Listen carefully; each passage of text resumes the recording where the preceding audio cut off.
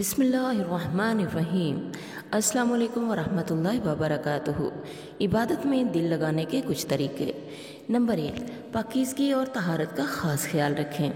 Number 2, ज़्यादा ज़रूरी काम पहले ख़त्म कर लें, फिर इबादत करें, ताकि इबादत करते वक्त आपका ध्यान इन कामों की तरफ ही ना लगा रहे। नंबर 3, रमज़ान अल मुबारक के अलावा दिनों में भूख या प्यास लगी है तो पहले खा पी लें, ताकि यकसुई से इबादत हो सके। नंबर 4, किसी के साथ नाराज़गी या झगड़ा है तो उसे माफ़ कर दें और उससे सुलह कर लें, ताकि उसके ख़यालात आपको इबादत में तंग न करें। नंबर 5, कोशिश करें कि हर वक्त बावुज़ू रहें। इससे इबादत करना आसान हो जाती है, क्योंकि वुज़ू करना ही तो भारी हो जाता है हम पर, और हम बहुत सारी इबादत इस वजह से नहीं कर पाते कि वुज़ू करना मुश्किल लगता है।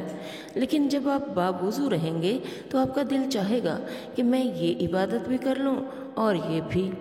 नंबर 6, अल्लाह ताला की उन नेमतों को याद करें जो आपको तो मिली हैं, लेकिन हज़ारों बल्कि लाखों लोग ऐसे हैं जो इन नेमतों से महरूम हैं और इनके लिए तरस रहे हैं, जैसा कि सेहत, औलाद, शौहर, बीवी, घर, माँ बाप, बहन भाई, ईमान की दौलत, देखने, सुनने, बोलने और चलने फिरने की सलाहियत, रोज़गार, माशरे में इज़्ज़त वगैरह वगैरह।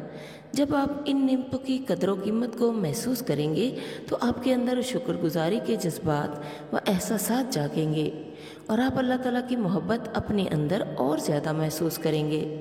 जब आपके अंदर ये जज्बात पैदा हो जाएं तो फिर इबादत शुरू कर दें।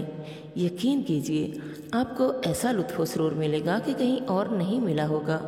फिर आपको इबादत बोझ नहीं बल्कि मज़ा दुबाला कर देने वाला अमल लगेगा। नंबर 7, आपकी इबादत रियाकारी और दिखावे के लिए नहीं होनी चाहिए, बल्कि आपकी इबादत खालिस अल्लाह ताला के लिए होगी, तो आप खुशू खुजू के साथ इबादत कर पाएंगे। प्यारे साथियों, अल्लाह ताला के साथ दिल का ताल्लुक़ जोड़िए। इबादत को बोझ नहीं, एक मज़ेदार चीज़ समझते हुए कीजिए। इसके फल आपको दुनिया में भी मिलेंगे और आखिरत में भी मिलेंगे। अल्लाह ताला आपका हामी नासर हो। दुआओं में ज़रूर याद रखिएगा। अल्लाह हाफिज़।